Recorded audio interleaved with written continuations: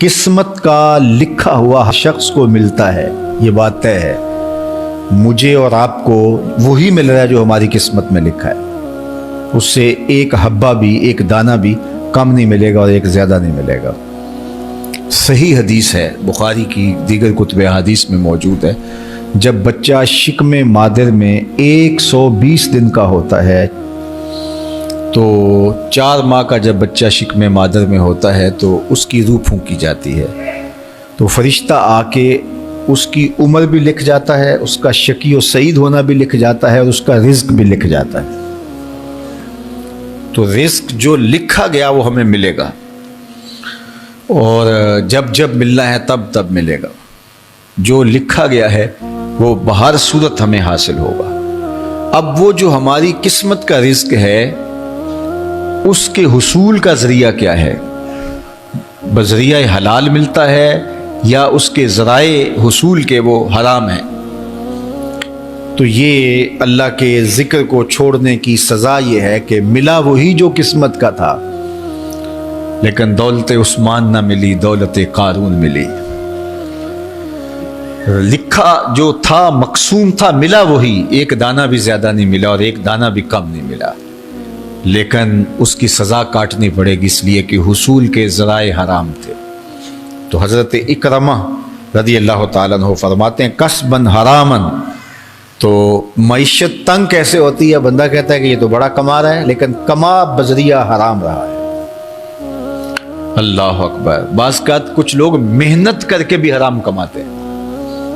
ہم نے دیکھا کہ اس گرمی میں جو لوگ مزدوری کرتے ہیں اور بالخصوص لوہے کی بھٹی پہ جو کام کرنے والے ہیں، کتنا سخت کام ہے، لیکن وہاں بھی جو ہے وہ چاہے 15-20 منٹ جو ہے وہ خیانت کر کے اپنے اس رزق کو حرام بنا لیں اور ناجائز کر لیں، اتنی مشقت کے باوجود بھی کیتی کتری پئی کھو محمد تے سکہ بنے زردہ۔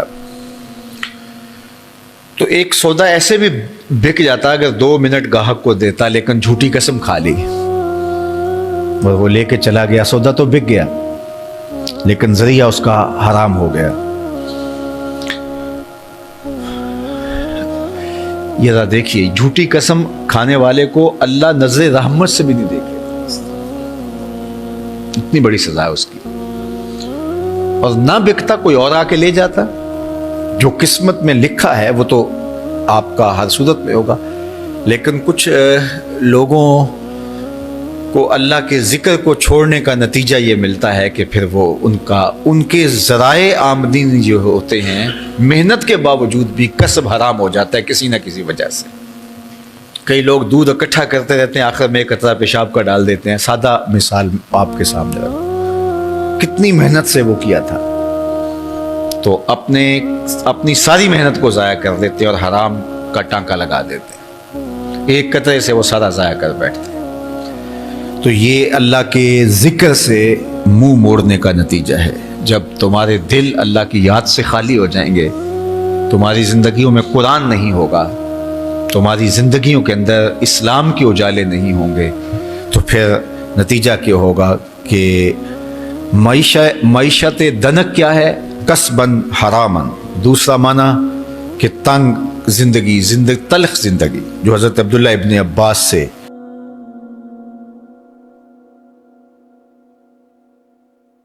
یہ امت خلیفہ بلا فصل، خلیفہ اول، امیر المومنین حضرت سیدنا ابو بکر صدیق رضی اللہ تعالیٰ عنہ کی مرہون منت ہے، ان کی احسان مند ہے۔ اقبال نے کہا تھا امن الناس بر مولائے ما، کلیم اول سینائے ما، ہستی او کشت ملت راچوں ابر، ثانی اسنین و غار و بدر و قبر۔ کہتے ہیں کہ وہ شخص جس نے ہمارے آقا و مولا پہ سب سے زیادہ احسانات کیے، اور میرے آقا کریم نے ارشاد فرمایا میرے اوپر جس نے بھی کوئی نیکی کی میں اس کا بدلہ چکا دیا دنیا پر ہی، لیکن ایک ابو بکر ایسے ہیں جن کی نیکیوں کا بدلہ قیامت کے دن رب ہی چکائے گا۔ یہ حضور علیہ السلام نے ارشاد فرمایا۔ اور پھر میں ما نفعنی مال احد قط، ما نفعنی مال ابی بکر مجھے کسی کے مال نے اتنا نفع نہیں دیا جتنا ابو بکر کے مال نے نفع دیا۔ اپنا سب کچھ حضور کی راہوں میں نچھاور کر دیا، مال پیش کیا، جان پیش کی، اولاد پیش کی، وقت دیا، ایک ایک سانس حضور کے نام کر دی۔ کہتے ہیں حضور علیہ السلام کا سایہ نہیں تھا، لیکن ابو بکر رضی اللہ تعالیٰ عنہ سایہ بن کے حضور کے ساتھ رہے، سائے کی طرح حضور کے ساتھ رہے، بدر کے ساتھی، حضر کے ساتھی، سفر کے ساتھی، غار کے ساتھی، حد ہو گئی مزار کے ساتھی۔ اللہ اکبر۔ ایک دن حضور ایسے نکل رہے ہیں مسجد نبوی سے، تو کوئی لوگ داخل ہو رہے تھے، تو حضور کے دائیں ہاتھ میں ابو بکر کا ہاتھ تھا، بائیں میں حضرت عمر کا ہاتھ تھا۔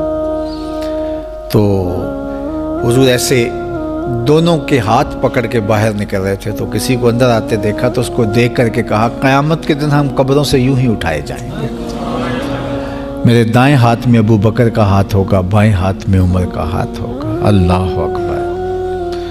سیدہ کہول اہل الجنہ، جنت کے بوڑھوں کا سردار کہا، ابو بکر فی الجنہ، جنت کی بشارت دی۔ عشرہ مبشرہ میں سے پہلا نام حضرت ابو بکر رضی اللہ تعالیٰ عنہ کا ہے۔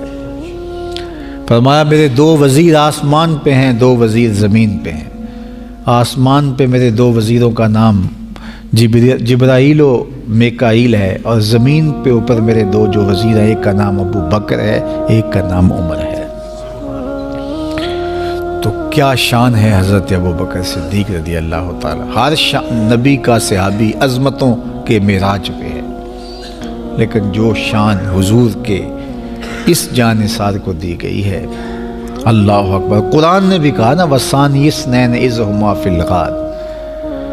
اللہ اکبر۔ 2 میں سے دوسرا، اللہ اکبر، جب وہ غار میں تھے، 2 میں سے دوسرا، اس لفظ کی خوبصورتی ملاحظہ کیجئے، 2 میں سے دوسرا۔ حضرت عمر کہا کرتے تھے، حضرت صدیق اکبر کا ذکر کرتے ساتھ رو پڑتے اور کہتے کہ ابو بکر میری ساری زندگی کی نیکیاں لے لیں، وہ غار والی ایک نیکی مجھے دے دیں۔ ساری نیکیاں زندگی کی ابو بکر لے لیں، ایک نیکی غار والی مجھے دے دیں۔ تو ان کی ساری نیکیاں ایک طرف اور ابو بکر کی ایک نیکی ایک طرف۔ اور حضرت عمر کہا کرتے تھے، کاش میں ابو بکر کے سینے کا بال ہی ہوتا۔ کوئی کم شان ہے؟ یہ حضرت عمر کہہ رہے ہیں، یہ عمر جس کے بارے میں میرے حضور علیہ السلام نے فرمایا کہ میرے بعد اگر نبوت کا دروازہ بند نہ ہوا ہوتا، میرے بعد اگر کسی نے نبی ہونا ہوتا تو وہ عمر ہوتا۔ اتنی شانوں کے مالک۔ ان الشیطان یفر من ظل عمر، شیطان عمر کے سائے کو دیکھ کے بھاگ جاتا ہے۔ وہ عمر کہہ رہے ہیں، کاش میں ابو بکر کے سینے پر اگا ہوا بال ہی ہوتا۔ یہ شان ہے، یہ عظمت ہے۔ سارے حضور کے صحابی عظمتوں کے معراج پر، لیکن ان کی شان ہی وکری ہے۔ کسی پنجاب شاعر نے کہا کہ سارے یار نبی دے سونے، نہیں کوئی اینا یاراں ورگا، نہ کوئی ہویا نہ کوئی ہوسی، اینا جان نثاراں ورگا، نہ اس ترتی پیدا کیتا، اینا یاراں ورگا، اعظم شان صدیق کی دساں اکو یار ہزاراں ورگا۔ وہ عظمتوں کی کس معراج پہ، امن الناس بر مولائے ما، کلیم اول سینائے ما، ہستی او کشت ملت راچو ابر، ثانی سنین و غار و بدر و قبر۔ بدر کے بھی ساتھی، قبر کے بھی ساتھی، مزار کے بھی ساتھی، غار کے بھی ساتھی، اور اسلام کی کھیتی کے لیے ابر بہار کی طرح برسے اور سیراب کر گئے، اور اس امت کے لیے انہوں نے جو کام کیا وہ انہی کا مقصوم